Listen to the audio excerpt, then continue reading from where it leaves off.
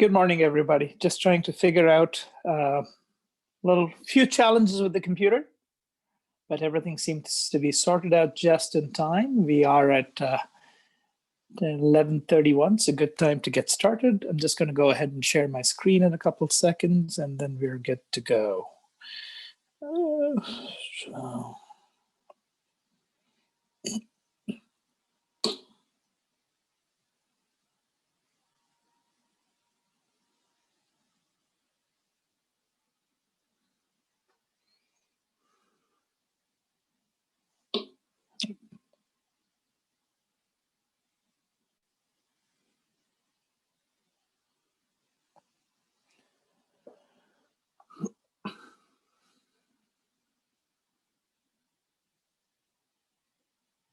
So I think we're doing the 1 minute write-up. I'm just going to turn my video off. I'm still here, but I think it might work better if I just turn this off for the purposes of the slideshow.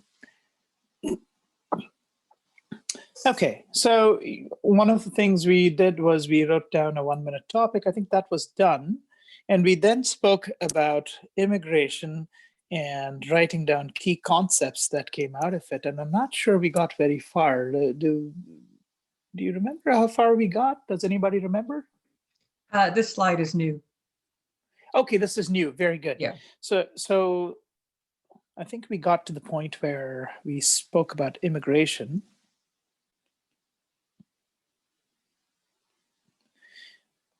And I think, did I ask you all to come up with keywords? I can't remember if I did that in class or not. Or concepts associated with immigration and associated concepts and that kind of stuff. We did that last time for a little bit, which is, I think, how we filled the top there. You had talked about the different points you had written up on the side, but. Okay, so let's just do it again, because clearly my brain is, I hate to say it's aging and stereotype older adults, and that's not fair, but I definitely don't remember, and that is just me. So let's think about keywords that people thought about. Obviously, there is a keyword here, and there's a second set of keywords or concepts here. There's a third concept here. So I think Cassidy may have said something with racial discrimination.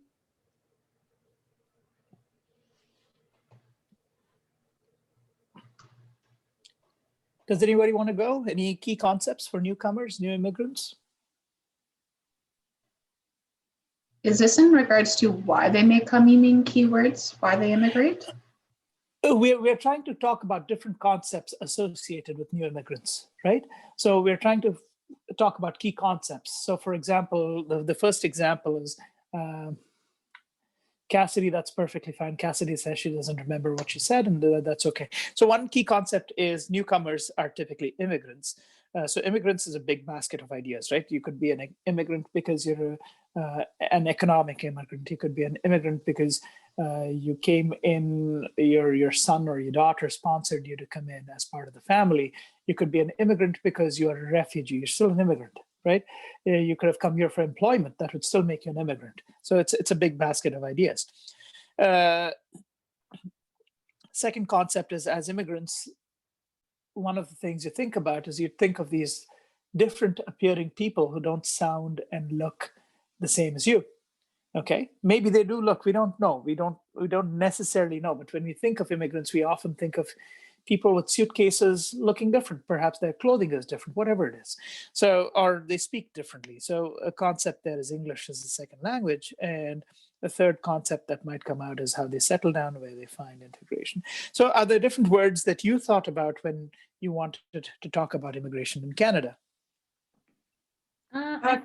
Sorry, go ahead, Steph.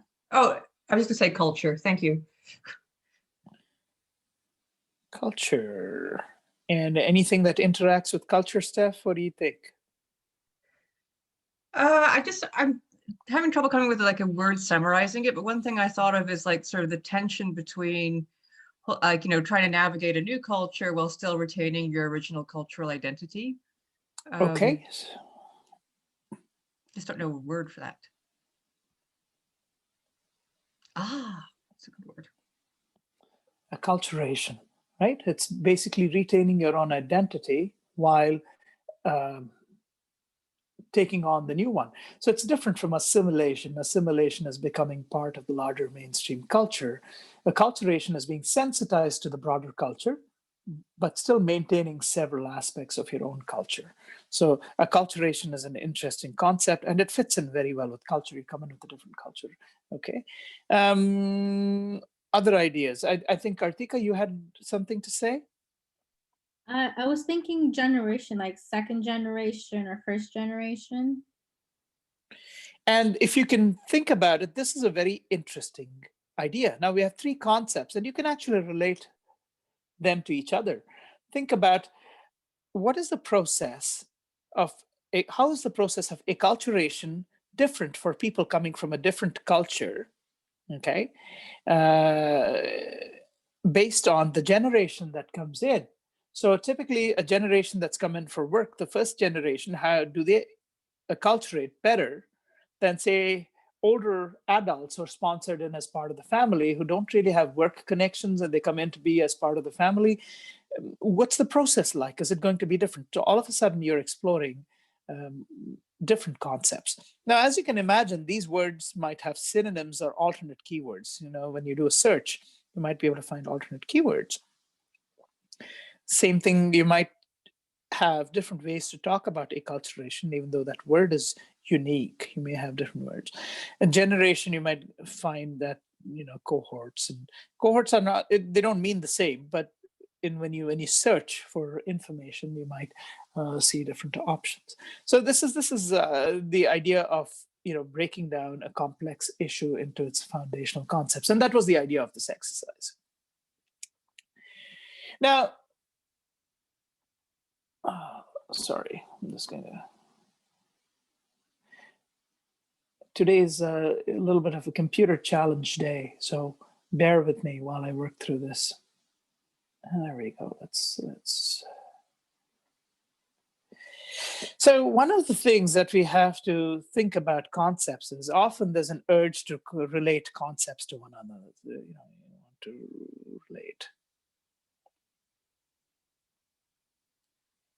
Okay. But we have to be careful of spurious association. Spurious association is, this is a map of the United States, okay? And the darker the box, the, you know, it's the fewer passport ownership. So states that have this little white box, more than 60% of the population owns a passport. So as you can imagine, New York State has a high amount of passports, New Jersey does. But say, I don't know what this big boxy state is in the middle. It doesn't have lots of passports.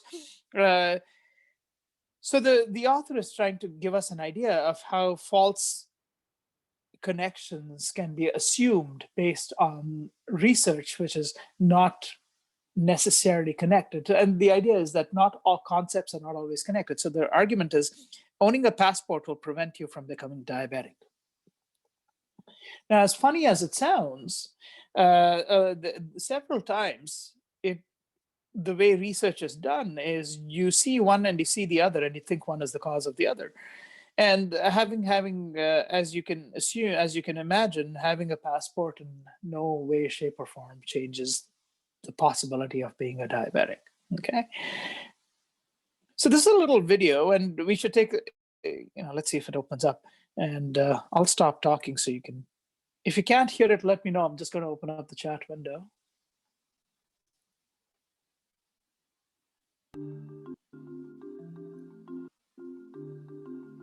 So a key question to ask is, does Housing First work? And that's a question for researchers, but an important question, because those who want to apply Housing First need to know if it's an effective response. Preliminary research does show that people who are in Housing First programs tend to retain their housing after several years of occupancy. And this is people who may have serious mental health issues or addictions issues. So at a basic level, we know it works. But we need to know more. A recent report by Jeanette Wagemaker-Schiff and John Rook points out that the research on Housing First isn't extensive, and there are lots of questions that remain unanswered. So what are those questions? One of the questions is, does Housing First work when there's not an adequate supply of affordable housing? This is an important question because one of the drawbacks of Housing First is it doesn't necessarily add any new affordable housing stock. So how does Housing First work in a really tight housing market? In the City of Toronto, for instance, Streets to Homes was implemented at a time when the vacancy rate for rental apartments in the city was around 3% or higher. In the 1990s, the vacancy rate in Toronto was 0.07%.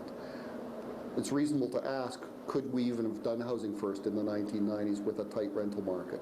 Many other cities have tight rental markets. So that balance between the availability of housing supply and the ability to implement Housing First is an important question for researchers to answer, because it begs the question, what gets sacrificed in a housing market that's really tight?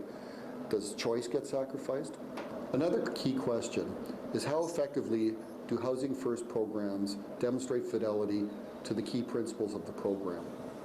As Housing First gains in popularity, there's lots of pressure on communities to adopt the model. So people may, in principle, say we want to have a Housing First program, but may not easily be able to demonstrate it or implement it in practice. What kind of things get sacrificed in the rush to develop Housing First? Does client choice go out the window? Do we sacrifice the notion of harm reduction? It's really key to understand how the program gets applied in different places. Another question to explore is, how are the needs of subpopulations met by Housing First? Different subpopulations have different needs. For instance, young people who have no history of living independently, paying rent, running their own apartment, may find that a Housing First model doesn't work unless it's built along the lines of transitional housing, where there's lots of support in terms of living independently. Likewise, do other subpopulations like young women or Aboriginal people need a special approach to Housing First? We don't really know how it works with different populations at this point. Another important research question is, what is the extent and nature of supports that people need? Many Housing First programs are built around the idea that people get 1 or 2 years of supports. Many people will need long-term supports throughout the rest of their life, and the funding formula for Housing First doesn't always support that. So we need to understand not only what supports people need, but how to implement programs that ensure that people have the continued support so that they can maintain their housing. Another key question to address is, what is the nature of income supports necessary to keep people in housing? In some Housing First models, such as the Pathways model in New York, people are expected to pay no more than 30% of their total income to support their housing. But that's not true in all cases. Is Housing First an effective model if people wind up with very little money at the end of the month and can't afford food or basic necessities? Is that Housing First, and is that a sustainable model? Overall, there's some strong research that suggests that Housing First is the way to go. It does seem to work for people with mental health and addictions issues, and it does change the way we think about responding to homelessness by putting a priority on getting people into housing as soon as possible so that they're not languishing in emergency shelters for year after year. There are some key research questions that remain unanswered, and there is some upcoming research that's going to help address this. The At-Home Chez Soi project in Canada is one of the largest research projects ever conducted on Housing First, and many of the research questions posed here will hopefully be answered through that. We know that it's a good program model, but we also know that for anything to really be effective in the long run, it has to be held consistent to its values and principles, and we need research evidence to demonstrate its effectiveness. To find out more about Housing First, check out the Homeless Hub, where we have lots of resources on Housing First and the research that supports its implementation.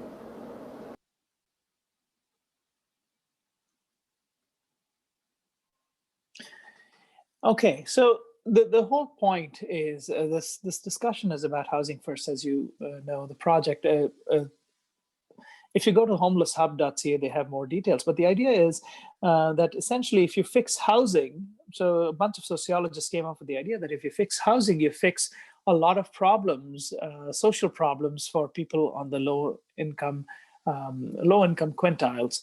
And as Stephen Gates, who's the researcher here, as he says, it's not just fixing housing, it's all contextual. So the correlationship between having housing and better quality of life and better opportunities might not be as crystal clear. Another example, and again, because we're talking concepts and relationship between concepts, is the idea of basic minimum income. Basic minimum income has been proposed for a long time. And the idea is, if you think about Maslow's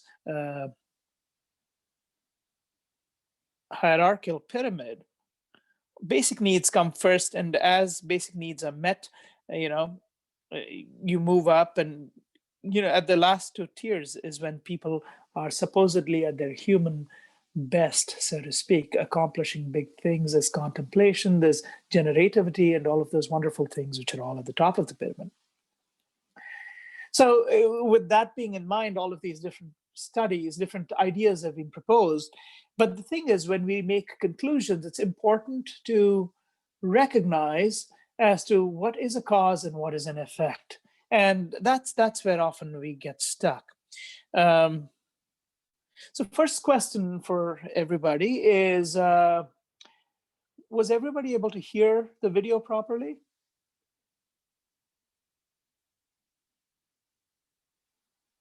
Steph says, yeah, okay, yeah, awesome. That's thank you for going ahead and saying yes. I'm glad you could hear that. Okay, so I suppose, do you have any questions so far regarding concepts and how concepts are related? What we'll do next, obviously, is go to the back of the textbook and answer questions.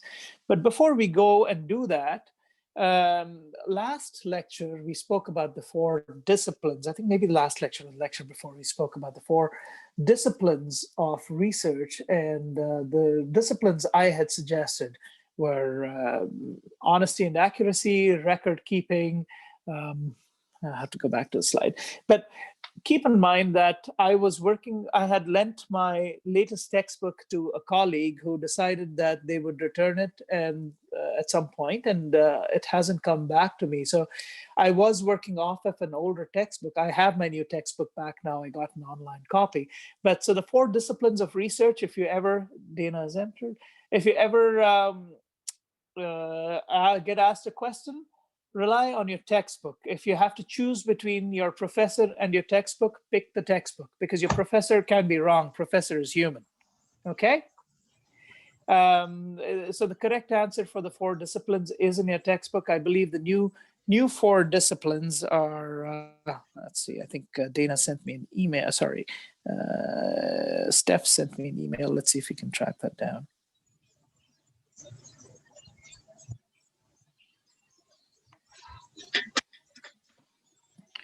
Steph, do you just want to mention what those 4 disciplines are? Oh, I think it's here. The text, it says, asking answerable questions. Honesty and accuracy is still the same. Record keeping is still the same. But stating limitations is also the same. The only thing that changes is asking answerable questions. So when in doubt, go with the textbook. I don't think we should have any of these challenges moving forward as I have my new textbooks. Thank you, Steph, for responding in the textbooks. I appreciate it. Dana, I'm just going to go ahead and mute you because we have some background coming from there. Okay, very good. So now what we'll do is we'll answer the questions at the back of the chapter before we move on to the next set of slides. All right, time for some good quality class participation.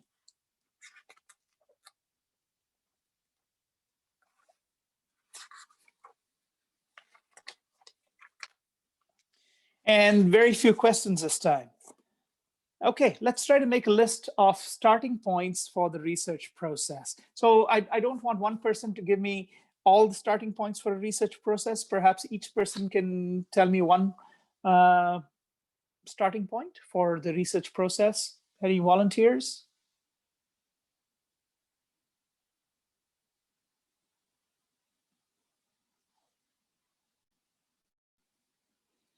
Arthika says hypothesis. Do you start with a hypothesis? I don't know, but thank you for your response. Go, Carly. An observation. Perfect. Cassidy says that as well. Thank you both. Steph? A news report. And news report, yep. 2 participants have their hands. I think that's both of you. What else?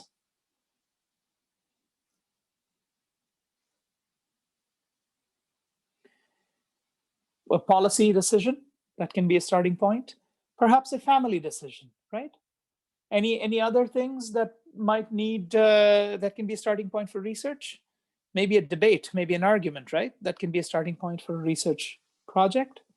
And anything else we can think of? Okay, so those are 5. Something else, maybe perhaps opposing views from 2 different professionals or 2 different experts. So those would be your 6 starting points for any research process. Okay, what are the reasons for reviewing literature on a particular subject? Why should we review literature? What's the point?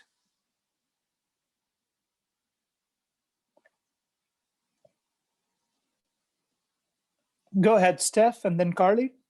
Well, one thing, to make sure we're not duplicating something that's already been done. Good. Carly? I was going to say to help like define your research question. To define your research question better. Wonderful. Tree? Yep. To help find theories and to define our variables. Wonderful. Yeah, to see what the theories are there that are connecting the concepts, what your variables are, just so you don't go up making new stuff. Cassidy? To assist in selecting a theoretical approach.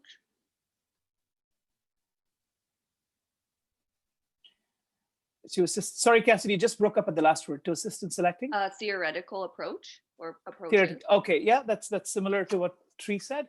Yeah, and finally, to see what's missing, right? I mean, what's been discovered, what's not. So you don't, first of all, as Steph said, don't duplicate, but more importantly, to ask what the gaps are. So if you don't know the gaps, then what are you looking for, right? Okay, good. I think we have a pretty good idea of how to answer that question. Okay. Why is it essential to identify the issues or factors involved in a subject or topic or problem being considered for a research project? Why do we have to break it down into its constituent concepts? Why is that important?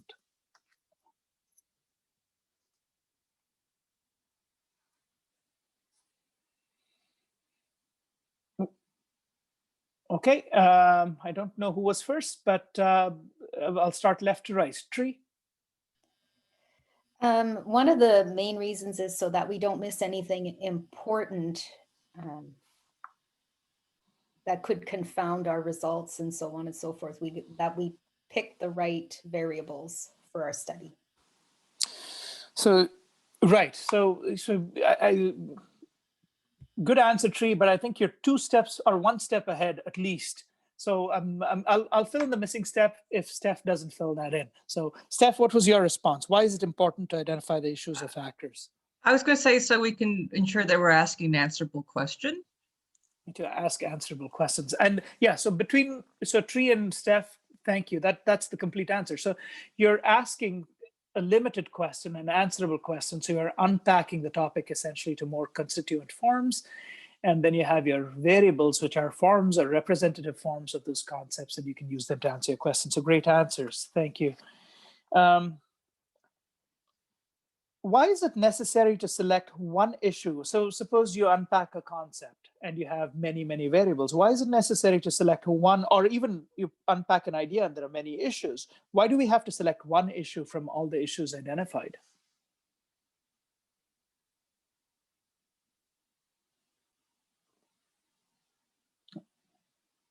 Well, it's kind of an extension of the last answer. It's because you want something answerable. You don't want an all-encompassing issue that you have to study, and that would be a problem. Okay, this is an exercise that you will have to do, so I'm not going to worry about it. But you should know to explain what a hypothesis is. Does anybody wants to go ahead and explain or define a hypothesis? It doesn't have to be absolutely super precise, but you can give it a try. What's a hypothesis? Steph, seeing that your hand is still raised, I'm going to ask you. It's a proposed relationship between two concepts to be tested. Wonderful. Okay. Yeah, it's a statement that proposes a relationship. So perfect. Great. Okay, somebody else, give me an example of a hypothesis.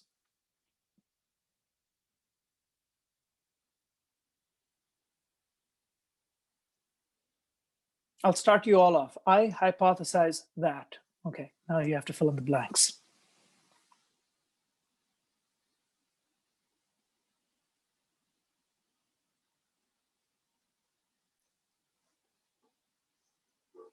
Okay, Tree. The more alcohol someone consumes,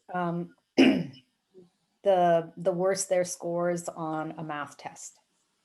Okay, great. That's an example of a hypothesis. Consumption of alcohol, scores on a math test. Perfect. Very good. Arthika, I'm going to ask you the next question since you have your hand up. And Cassidy says, amount of studying increases one's academic performance. Perfect. That's a good example. Okay, Arthika, what's a negative relationship?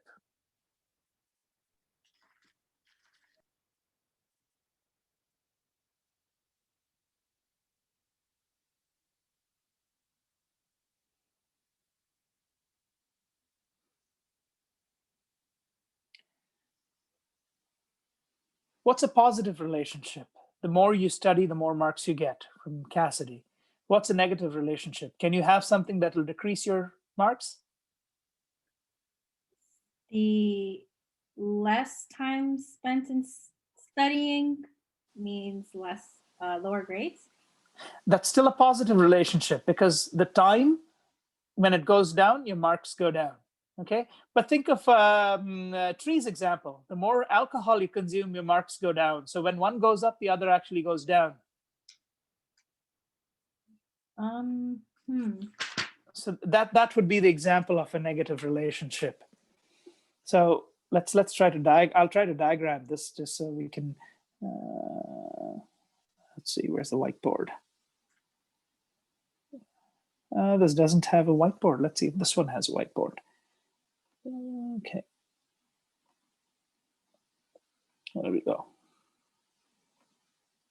Okay. So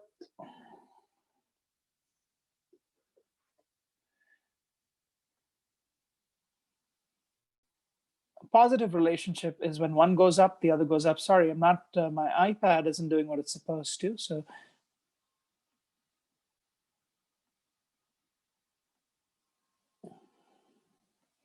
a negative relationship is when one goes up, the other goes down. Let's see, we have a chat. Amount of sleeping goes up and grades go down. I like that idea. Oh man, whoever loves to sleep. I don't know. Have to do with mental illness perhaps. And I don't know what the hypothesis would be, but you get the idea. And again, look at your textbook. It has several examples of positive and negative relationships. For example, of course, I don't agree with this, but it says a nutritious breakfast is positively correlated with better classroom behavior. Better classroom behavior is positively correlated with better academic performance. He says money spent on road safety is negatively correlated with the number of accidents. So that's a negative relationship and so on. So just look at positive and negative relationships in your textbook and, just get a sense for how to diagram it, because you will have diagrammed hypotheses on your exams, both your midterm and your final. So get familiar with the idea. Okay. What is an independent concept? What is a dependent concept? So let's start with what is an independent concept?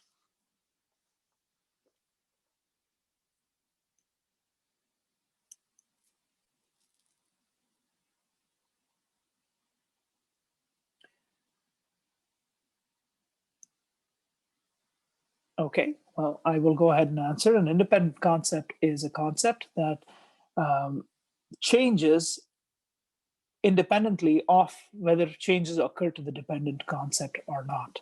Examples of independent concepts are time, growth, Well, growth in the context of other things. If you take growth in time, then growth becomes dependent. Is that the same as if independent concept does the causing and dependent concept is caused by, or the change to the dependent variable is caused by the independent variable?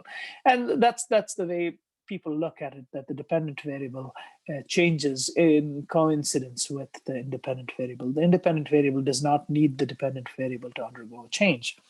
And so that's the way to look at it. Again, there must be a schematic in your textbook asking you to figure out which one's the dependent and which one's the independent concept. So for example, if you have two concepts, nutritious behavior and it's related to classroom, nutritious breakfast and it's related to classroom behavior, even whether you agree with that idea or not, because breakfast is not necessarily it's a cultural thing, it's a North American thing, and that's fine. But the point is, does nutritious breakfast have a positive correlation with classroom behavior? I think it's fair to say that nutritious breakfast would be the independent variable and class behavior would be the dependent variable. Okay, so if you had classroom behavior and academic performance, do you have an independent and a dependent variable here? And that one's hard to say. A very good child, good personality, nice child in the classroom may not necessarily be excellent academically. So that becomes tricky, even though your textbook might have an image showing that they both related and so on. So there are other exercises as well in your textbook where you have different hypotheses that you can diagram. But we'll move on to the next question because these are exercises that you should do in preparation for your exams. Okay, so what is a research objective? How is it different from a hypothesis?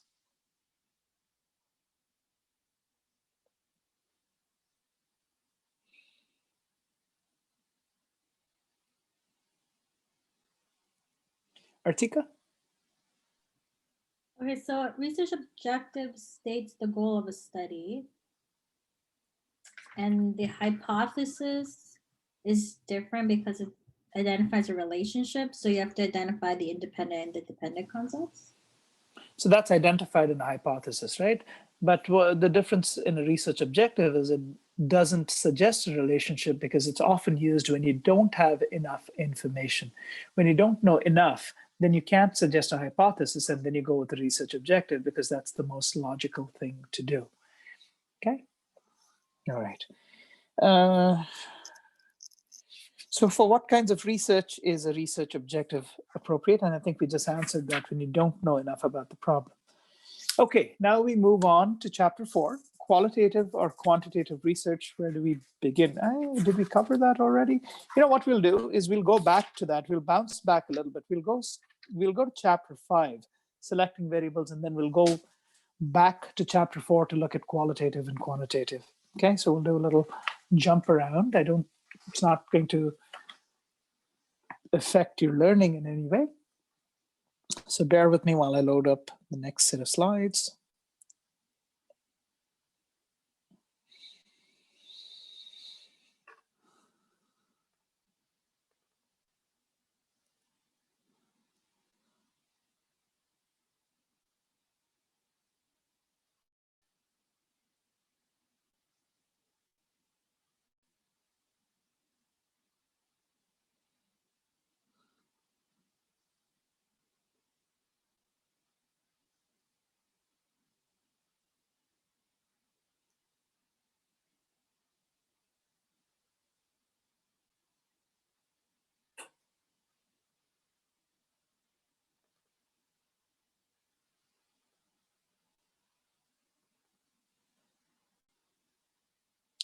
Okay, there we go.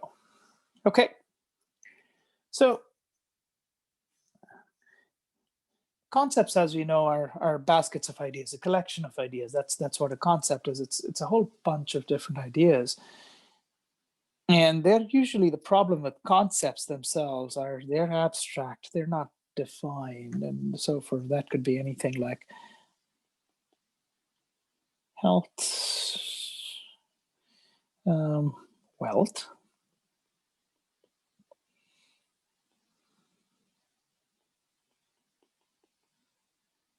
Well, you can think of many different ideas. They give us a sense. I mean, we all understand when we say someone is academically accomplished. We kind of have a sense for what that means. But two of us can talk about the same idea, but not come to the same thing. And so when you talk about health, this is just my silly way of giving you, when we talk about wealth, it's not that everybody wealthy is throwing up a bunch of dollar bills, or someone who's healthy has these huge, massive, bulging biceps. That's not the idea. But it's imagery to a sense, and it's an idea. We all have a sense, a notion as to what that is, but there's still a basket of ideas. Variables, in turn, are essentially a type of concept. They're a part of that basket. The good thing about variables is they represent the concept, hopefully very accurately, so that when you talk about the variable, people get it. So variables are considered a type of concept. They're a subset of that huge basket of ideas or that concept that you think of. The good thing about a variable is, as its name suggests, it can vary. It can exist in many different states. We have nominal variables, which are categorical variables like partnered, unpartnered, pregnant, not pregnant, and you can think of many different possibilities, okay? They must be observable. So these are properties of variables. Variables have to be observable. You have to be able to observe them. If you can't observe them, then that's not a variable. Concepts have to also be observable to some degree, but you may not have to describe that. But variables must be observable and they must be measurable. So if you have a question, well, how do I measure if it's a man or a woman? No, it's because it's a categorical variable, because you fit into one category or the other, it's still considered a measurement. And a good variable represents the broader concept as accurately as possible. Let's think of accurate representation, okay? So for example, a good, accurate variable for health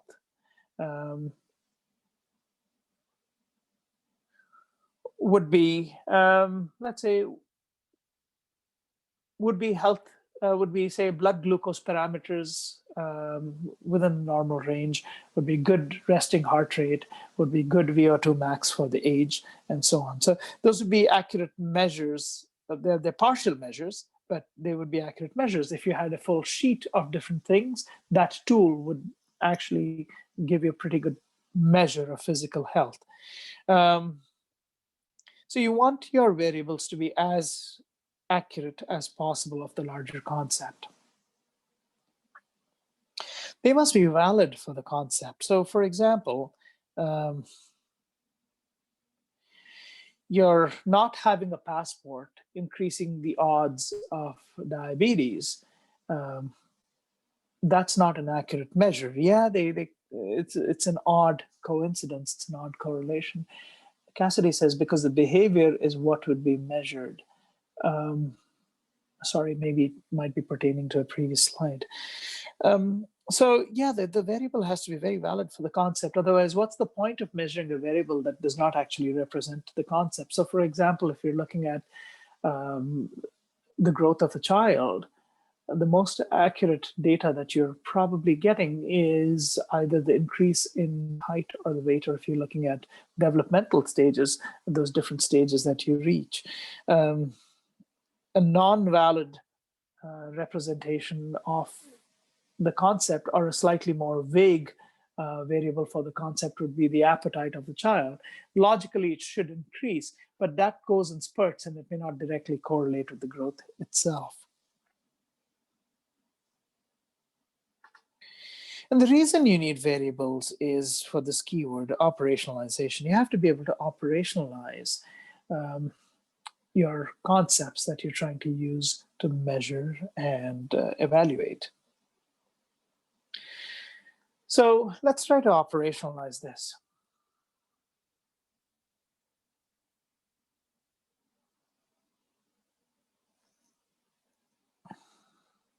So nutritional status and responsive behaviors. So looking at long-term care, we have people who eat their food regularly, individuals who have challenges with getting their food and maybe they don't like it, maybe have responsive behaviors, or maybe they don't.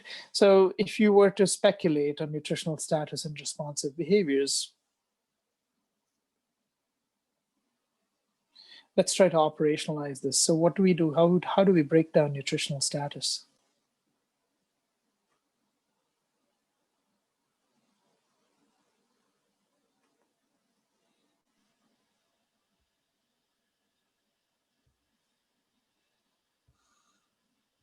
Go ahead, Tree. It could be as simple as amount of their meals consumed. So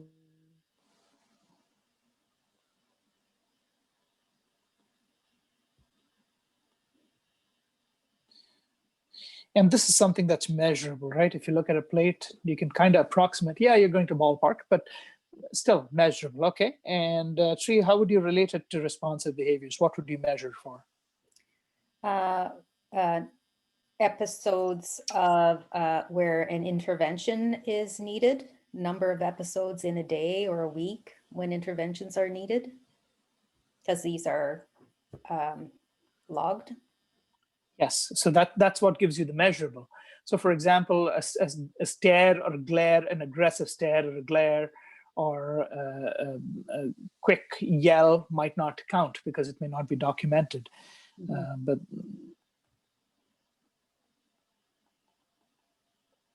and then what would I put here? Would I put a plus sign or a minus sign here, Tree? Okay, so increased meals consumed, it would be a negative. Perfect. And so this goes back to our previous discussion, diagramming positive and negative relationships. So this is essentially how you diagram. Thank you, Tree. Perfect example. Great. Okay, so let's try another one, sense of purpose and mental health. So you have a concept, sense of purpose. So that's intentionally vague. So if you were trying to make the argument that people who have a sense of purpose have generally better mental health, so how do you measure that?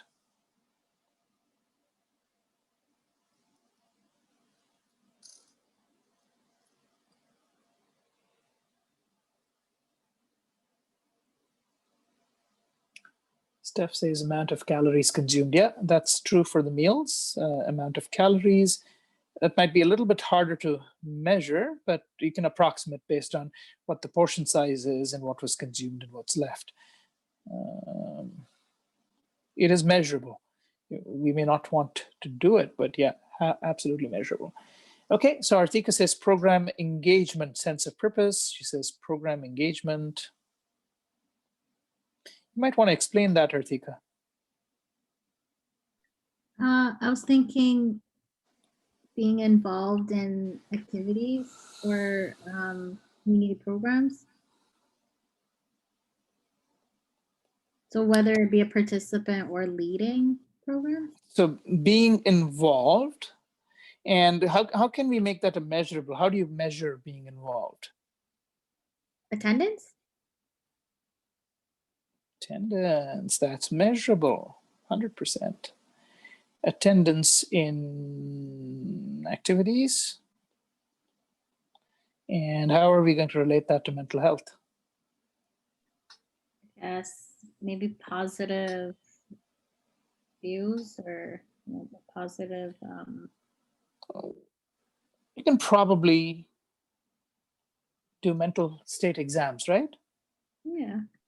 In theory, I mean, we're not saying this is ethical, and Cassidy says some sort of questionnaire to determine their quality of life by rating their feelings based on a question asked. Yeah, absolutely. You can use Likert scales, you can use attitudinal scales, and look at their attitudes towards life and day-to-day existence, right? So basically, if you were to, what symbol would we want to put here? Plus, minus? Would be plus?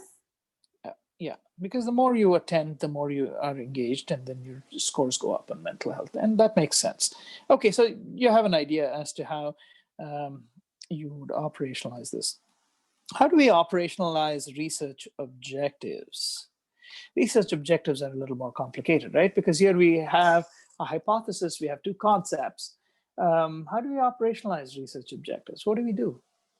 Say, for example, I want to find out what the different factors are that prompt first generation or second generation immigrants to pursue higher education. So let's write that question down.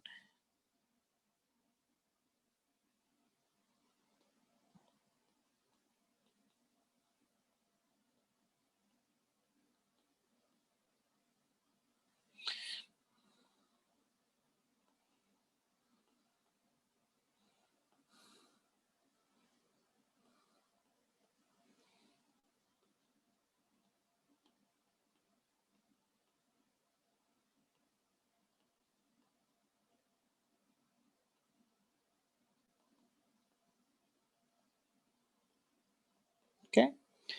And your research question might say, or research objective might say, the research objective of the study is to interview several second generation university students and ask them what the factors were that are related to their urge to attend university, right? So how do you operationalize this? In the sense that what would be your measurable concepts? How would you define those things? What are you going to measure?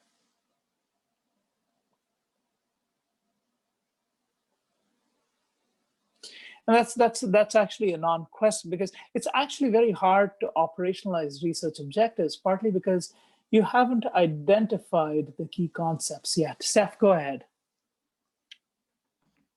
Yeah, that was the sort of the point I was going to make, is that, you know, you would do the interviews first and then you would code them. So I guess sort of one operational like way the operational is counting instances of a certain code. Yeah, and in that sense, you can operationalize, although, and we do it in psychology, it's done a lot where you kind of code for things and then you count the number of incidences. But traditional qualitative researchers don't like that. They believe it's pseudo numeracy, because, for example, if someone says, my family had a very, very important role in me getting into university, and the second person says, my family kind of had a role.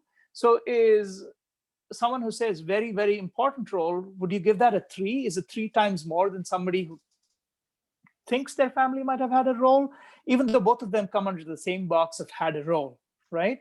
And then if you ask them to put a number to it, is that even a genuine measure? So it becomes very tricky when we start to assign numbers.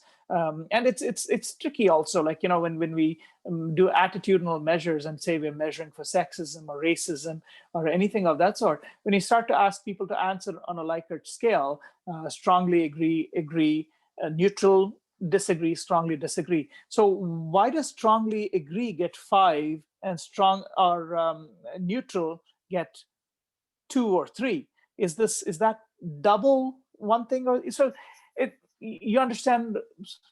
So the point is, it kind of gets a little convoluted, but the fundamental idea is that your research objectives, when we operationalize, it's often you're operationalizing the questions that you have to ask, to kind of probe and invite concepts to come out.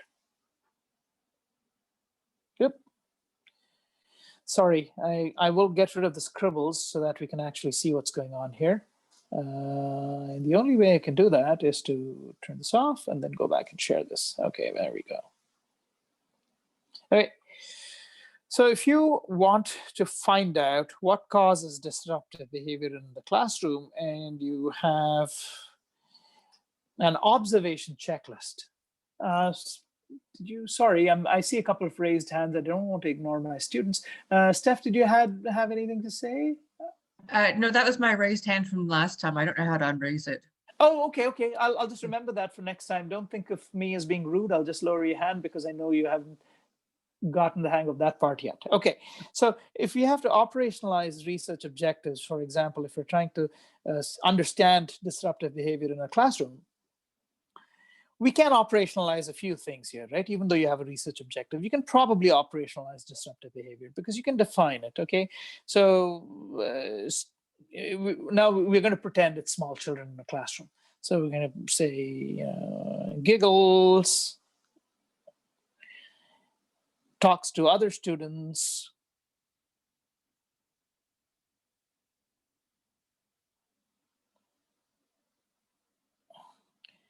I don't know, plays with hair.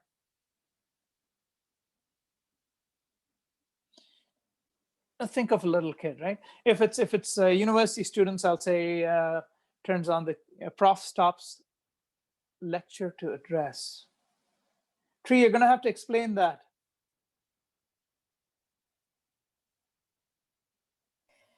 So basically, if you were observing a classroom, if a professor has to stop to speak to a child, Ah, I see. right? Thank you. Interruption. Thank you. That explains. Interruption to talk. These would all be measures, and you could have a checklist, maybe of 4 or 5 items that you can go ahead and do that. So you can observe, so you can operationalize some research objectives. Not all of them are hard to operationalize, but perhaps may take a couple of tries. Suppose you've never been in a children's classroom. Say, for example, you've never watched a class. Then you might, and most of you are a long way away from when you were 4 or 5. So you might actually have to go in a few times to observe all the different kinds of distractions the students have or disruptive behavior the students have. We might just think of 1 or 2, but we might end up seeing a whole dozen, and then you have to go back. Tree, go ahead. Would your research objective at that point be to, I guess, gather some, operationalize what disruptive behavior means? This relates to some of what I wanted to ask a while ago with, like, wouldn't you, if you wanted to say study, I don't know, social isolation in older adults in the community, and wouldn't like it would be different for different communities, wouldn't you have, like, your research objective would incorporate some form of focus group where you can get the definition from older adults in the community themselves? 100%. So research. So whenever we have these questions, the actual research itself will almost have a pre-step to it, and that can come from literature, that can come from some casual interviews, things that bring out ideas and kind of clarify the concept to us. So, for example, in this case for disruptive behavior, before we define everything that's disruptive behavior, you almost have to go in and sensitize yourself to the topic. So you have to go in and actually watch a few classes and try to figure out, well, what seems like a reasonable operationalized measure for disruptive behavior. So if you're talking about social isolation, we almost have to talk to a few people or read literature or interviews that are associated to kind of get a sense for what does it feel like? What is the operational equivalent of social isolation? So I didn't address that while explaining this concept, but oftentimes for a research objective, when we don't know, our first step would almost be to sensitize ourselves with the topic and get an idea of the concepts that are around there. And Cassidy says, what is considered a normal and not normal? Cassidy says portion breaks. I think she's talking about the younger students as well. So yeah, there are multiple steps. And often what happens is when we talk about research objectives, like for example, the different factors that second generation immigrants that influence second generation immigrants to go to university, you might actually end up talking to a whole bunch of university going second gen immigrants before you even have an idea of what these concepts could be like. And that might be your first, almost your pre-research research. At this point, we should also talk about validity. And you've been introduced to validity and reliability.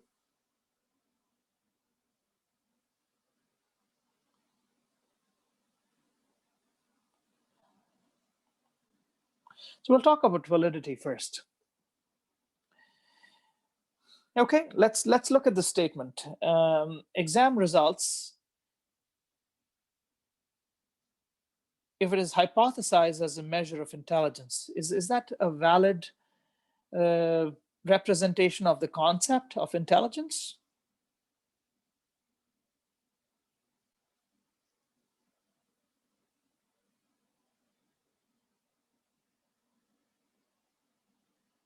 Is a student's GPA, Steph, go ahead. I would say not, because you know, it can be just equally a measure of how well one is prepared, so one's work ethic, or it can also be a measure of, like, you know, an intelligent person can do poorly on an exam simply because they haven't slept properly, or they've got something weighing on their mind in their personal lives. 100%.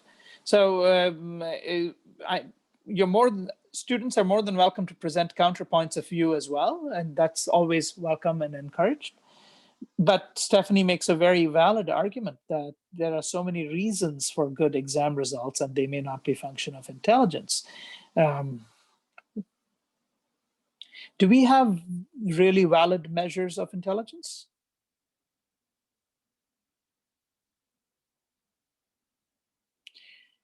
Are IQ tests valid measures of intelligence? Are EQ tests valid measures of intelligence?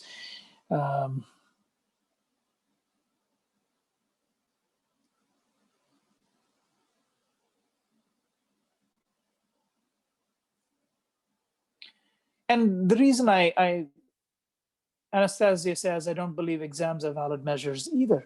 And you know what, I agree, because I don't think too many people disagree with that. Intelligence is a very complex concept. There are so many types of intelligences. Intellectual quotient measures your ability to solve problems in a limited amount of time. Your emotional quotient is different. Your EQ is different. It's a different form of intelligence.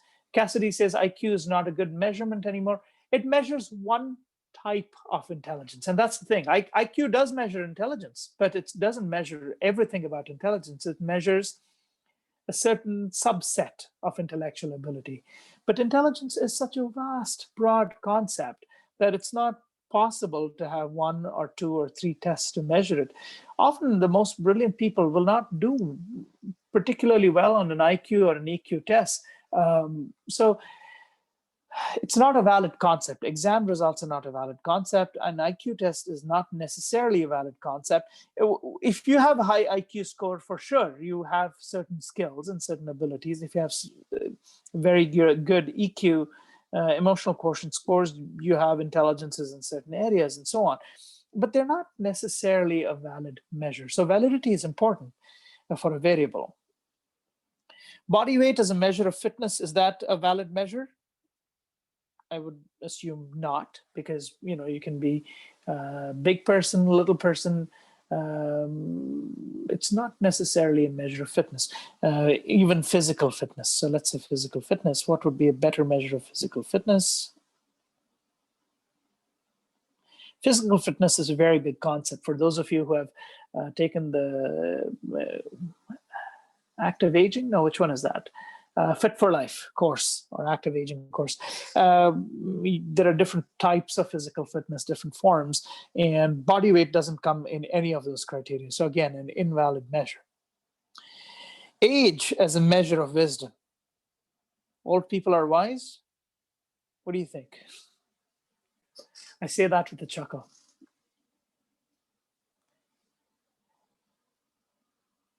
Again, doesn't qualify, right? I mean, so these are all examples of measures. Tree laughs. Yeah, I wish it doesn't happen. Gender as a determinant. Oh, this is a common public myth. Okay, gender as a determinant for mathematical ability. Are girls supposed to be bad at math?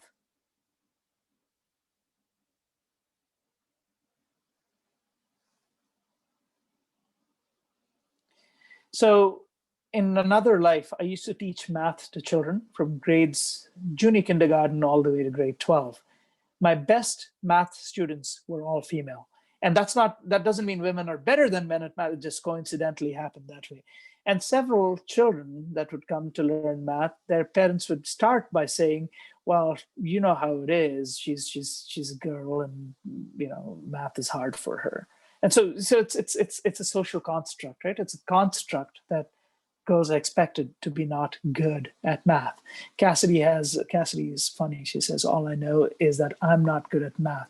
Well, Cassidy, I mean, many people aren't. And there is a social construct that because one is a certain gender, they're not expected to be good.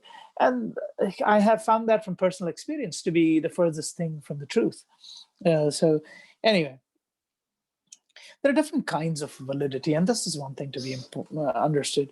So there's external validity. That means there's variable, change in the variable or whatever score you have for the variable, it correctly represents observed reality. So it's externally valid.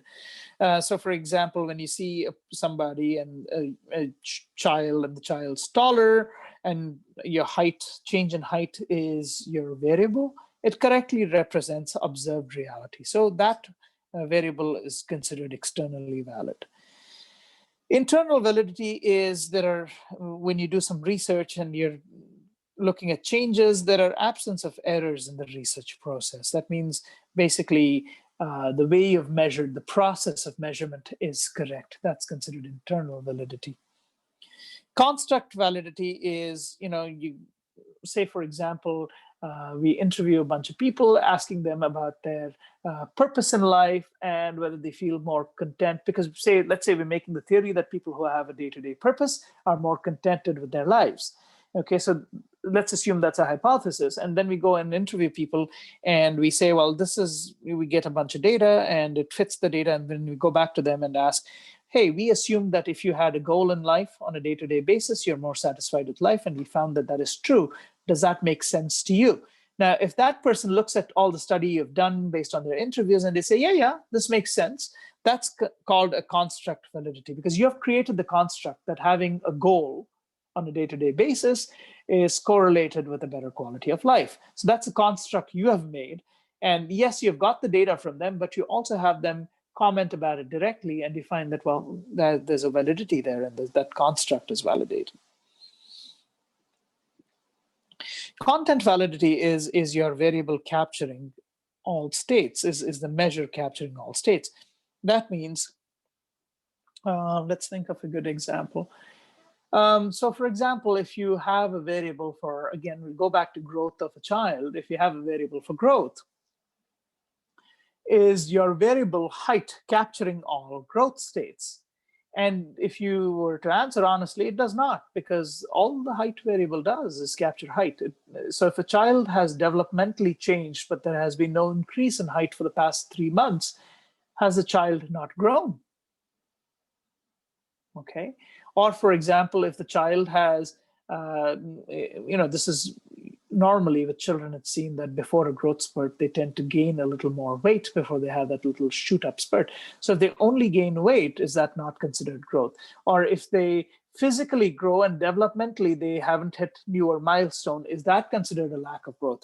So you have to think about all of these things, and that's called a content validity for the variable. Does the variable represent all states? And sometimes it doesn't.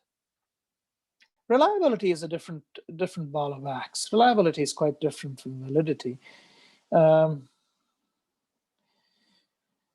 kind of let the cat out of the bag, but what is reliability? Or somebody give me an example of reliability. Let's do that. Let's have someone shout out an example of reliability. Anybody?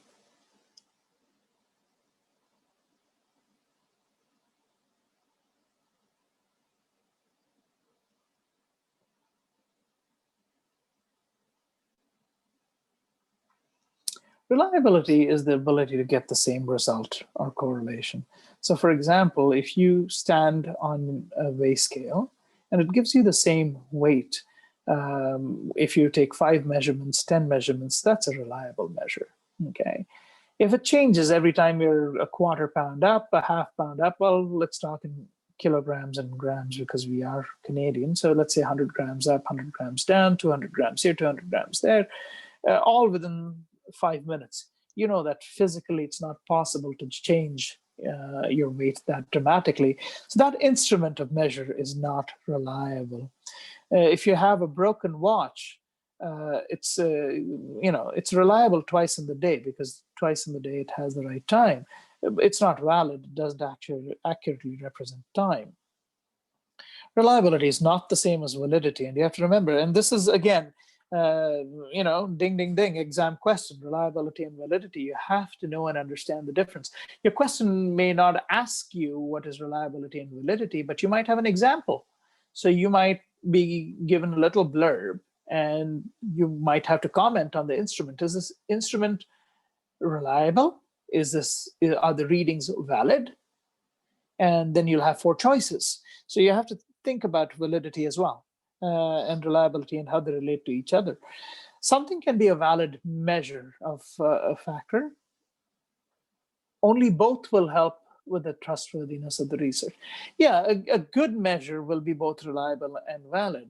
And often people will pick validity because when you're talking about concept and you're talking about measuring something that represents the concept, they will talk about its validity, and then you have statistical tests to tell you whether it's reliable or not and how reliable it is. A variable must have both. There's no choice. It really must have both validity and reliability. Okay, we spoke a little bit about dependent and independent variables. And I think Stephanie commented earlier that your independent is, well, we shouldn't say cause. Change in one is associated with change in another. And I don't like the word cause, even though it's on my slide. It's really the change in the independent variable will reflect a change in the dependent. And again, the independent is not dependent on the variable. The independent variable doesn't depend on the dependent variable. Then you have something called control variables.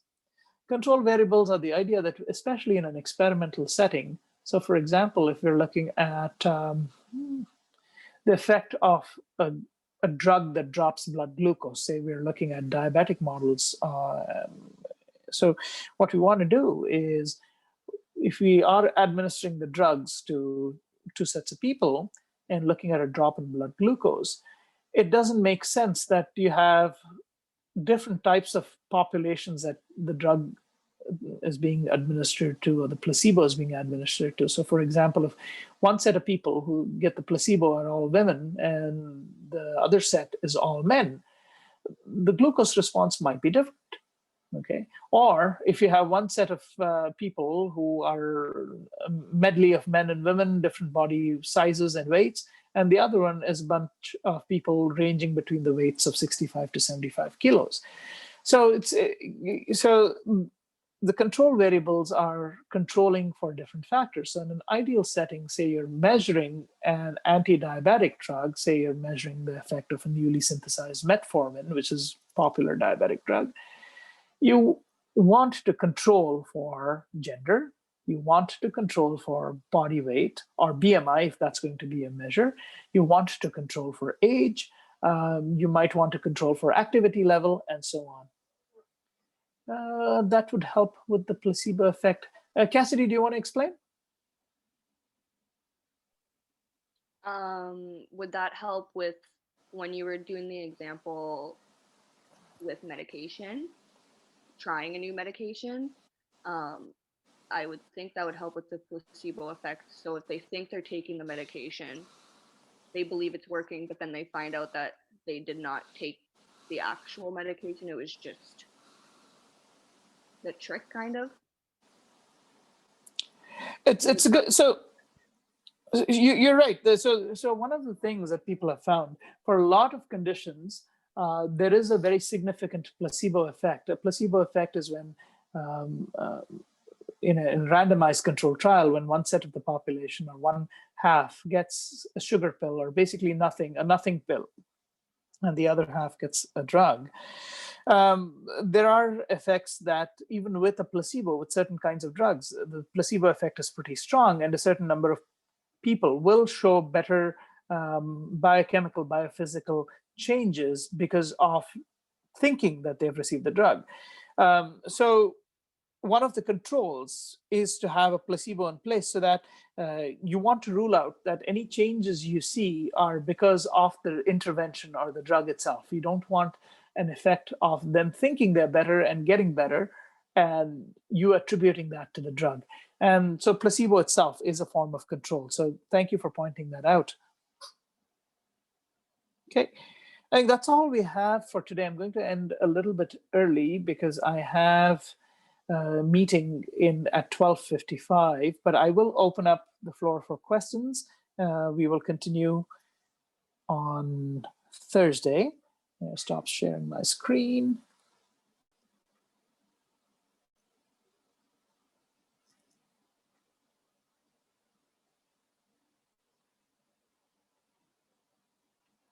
Okay.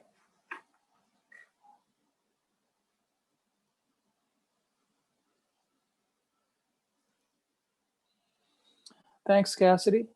Nita says, thank you, Professor. Anybody, do you have questions, comments?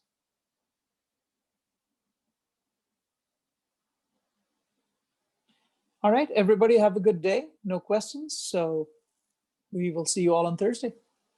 Cheerio.